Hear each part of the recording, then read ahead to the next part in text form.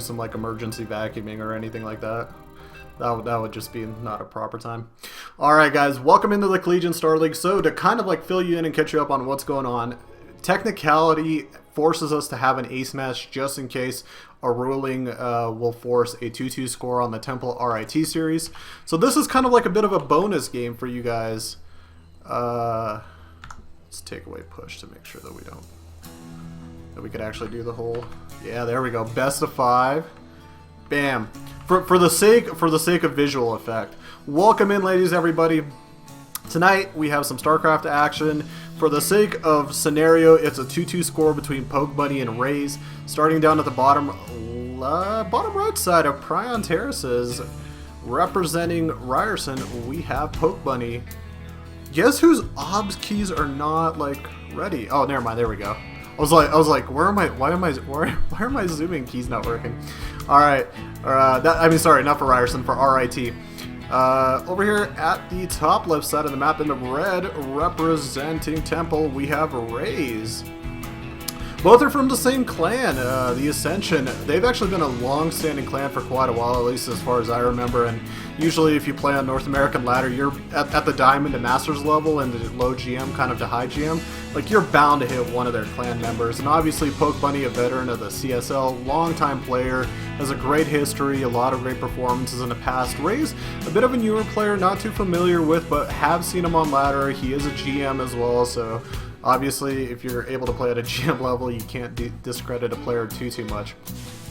Both players opening up right now with a simple Rax gas into Reaper. Already factory going down for Poke Bunny. Actually, never mind. Poke Bunny deciding to go with the Marine. By going with the Marine, he saves that extra gas that allows him to go right away for the factory in this TBT. And obviously, scouting and information is nice, but the longer I've been playing LOTV now, I've actually been recently playing it a little bit more. I feel like as a Terran, it's almost not worth it unless you're planning to go with a lot of Reapers. There's only so much more information that you can scout and find out after you send in the initial SCV scout, because you're either going to know either they're going to be going Reapers or they're going to be going Marine, which means they're going to have either a quicker factory or they're going to have a quicker command center while they're scouting on top of the factory that's building. But both players currently looking to get up to 2 bases. You could already see Rays part of that Reaper expand I was just talking about. You end up getting a little bit of a faster command center going down right here, and that's going to be at the gold. So this is going to be an interesting 1 base aggression coming out from Poke Bunny, and we're going to test the econ of LOTV. And my theory is always right now with Legacy of the Void, early game harassment and cheese is very hard to come by. The aggression, it could be tough. It could be really tough. Because with the econ of LOTV, you could defend a lot of different type of early 1 base aggressions and multiple facets. Usually you have enough to defend, but as long as you're aware and prep for it, you should be alright. So this definitely puts a little bit more of a pressure scenario on top of Poke Bunny, and he might lose a Hellion early, and he, gonna drive away from that one. Nope, maybe a little bit of a map pathing misclick right there, ends up losing him the Hellion. So he loses a little bit of scouting information, and that's going to allow for these Reapers and Hellions to come up here on the high ground. Spot that there's no gold-based planet on the low ground, so we'll see a lot of Marines on the high ground, and might be able to spot right here if he go. Let's see if he goes high ground and spots that starport. He should know about the starport, so if he's getting prepared right now, I mean, obviously the proper thing would be to get an engineering bay and start pumping out Vikings, but if he's looking to play aggressive with these Reapers and these Hellions, he might maybe go for a medevac just to do some lifting, some boosting, and some dropping. But here comes the first Cloak Banshees from Poke Bunny. And we'll see what he ends up doing. Here comes that eBay right now, and we do have that Viking coming out. So at least in terms of defense, he will and should have something available right as that Banshee ends up hitting that natural base. Behind this, Poke Bunny going to be taking an expansion right now, looking not too shabby as the cloak is about to finish up. For TBT, I don't know, man. I try to be as unfiltered as I possibly can be when assessing the game, and right now, just generally, like, TBT feels like a little bit of a mess right now. With the floating tanks are the biggest issue. Obviously, Banshee speed can make it a little bit of an interesting game at the early and the start, because just you can kind of get away from everything a little bit easier, a bit harder to catch up. But generally, if you have the econ available, like right now, you see this turret coming up. He lost a couple SCVs. And that's it, really. That's it. Meanwhile, on the high ground, he's got Reapers, he's got Hellions, and this Marine pack isn't really going to be able to do anything. And this is why I kind of claim the fact that it's just so nearly impossible to do early game aggression off of one base, because the one base economy of your opponent's already good enough to defend as he's expanding. So with the turret up on the high ground, that's not going to allow the Banshee to come over here and try to harass this high ground flank. Meanwhile, the Reapers with their nades and the Hellions on top of it are going to make it really hard for some of these Marines to do any attack damage. And there we go, just like that. Hellions roasting, nades popping them up in the air.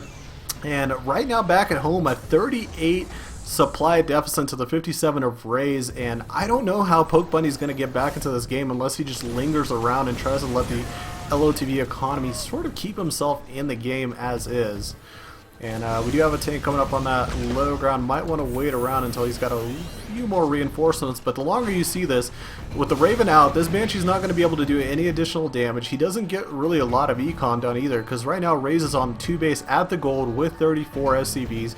He can expand and get his third while he's getting up the rest of his tech structures. I'll be honest, guys, I mean, LOTV, it's a fast as hell paced game. Like, at this point, you might be thinking about expanding, you know, if you're back in HOTS or Wings of Liberty as an option because you decided to go 1 base, but you were near 3 base, close to even, depending what race you are, 4 base territory already.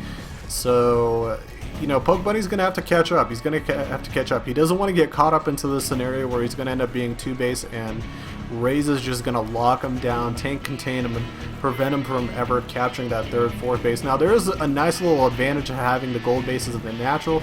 If you're a little bit behind like your Poke Bunny, this refreshing source of resources is going to be great for him. It's going to revitalize his economy a bit, going to allow him to add some few structures, produce units a little bit cleaner, but again, the story of the rest of the game is going to be how well can Raze use the advantage of defending that early game aggression, that 3rd base coming up, and as well also dealing with a mech composition. Now this one is very interesting, and I'm starting to see it a little bit more in games. We're starting to see Terrans kind of experiment with mech. Obviously, in my eyes, I never ever saw it as weak in the first place. In Heart of the Swarm, that, you know, mech was just broken, absolutely broken, no doubt about it. In Legacy of the Void, it seemed like it was great at first, but then, you know, with meta settling and how it was, it seemed a little bit weaker. But we're starting to see Terrans sort of fall back into it a little bit more, and you know, it's honestly just as strong as ever. The only thing that can make it a little bit more dangerous is obviously the floating tanks and the addition of Liberators, depending on how you want to add them into the composition. But as well, for the Marine tank player, that's another advantage as well. He never has to fully commit to fights versus a mech. You know, if there's ever a bad scenario, he could just lift up, pull everything away, which gives a little bit of an extra lifeline that wasn't really around back in Heart of the Swarm. But here we go, big attack coming up right now. 3 tanks. Can he get up through the high ground? I think this is a little bit of a bad move coming up from Poke Bunny. And fortunately, he is able to clear out that turret. And there's only 1 tank really on the high ground, and it is within range of the other tank. He's actually going to end up losing this tank. And where is the defense for Raze right now? The small opportunity that is the fact that he does have those tanks, and now here comes those lifting floating tanks. He'd probably love to get that tank up on the high ground just to have a little bit of additional vision and some extra range, but here comes that other tank, and now with the Hellions defending, without the tank support, the Hellions are going to roast these Marines out of the game. They are. High ground advantage gone, and now with turrets all over the place, that is it for Poke Bunny. Not enough forces to break through Raze, and by technicality, Raze takes the ace match, which makes it a 4-1 win for Temple. But either way, regardless of how the ruling on the 2v2 goes, that is going to be a win for Temple University. Congrats to them. There are newcomers this year, so give them a big shout out for doing such an awesome job.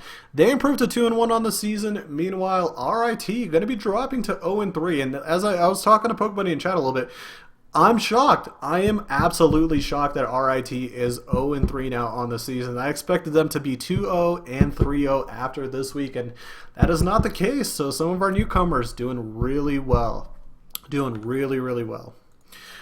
Alright guys, well, that was a lot of fun. That was so much fun. That was so much fun, and I was so hyped to do 1 game of broadcasting. I hope you guys enjoyed it. We'll obviously be back on Tuesday next week, and Rifkin and Zombie Grub will not be there. We're probably going to try to grab like Fear Dragon and Tempo to fill in.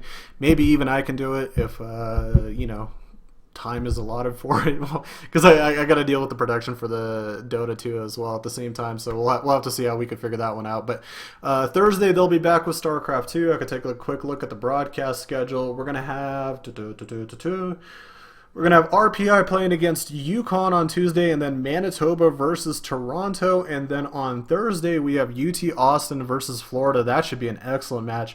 Then we actually have to find a fill-in because Washington requested to be removed off our broadcast schedule. So, yeah, we'll have to figure out what's our fourth and final match of the week. But big thank you again for everybody for watching. Obviously, come back tomorrow at the same time. We're going to have, I think, Hearthstone on this channel. We're going to have Hearthstone on this channel, and then League of Legends on Star League on our main channel. And then Saturday, we've got some CSGO action on our main channel, so be sure to give the channels a follow. Don't worry about following me on Twitter. I don't do that much SC2 casting anymore. I'm all behind the scenes now, so thanks for watching, everybody. Follow all our Star League social medias. We love you. We hope you come back. Have a wonderful night. Good luck in your weekend matches, and sleep easy, game hard, and have a wonderful, wonderful weekend.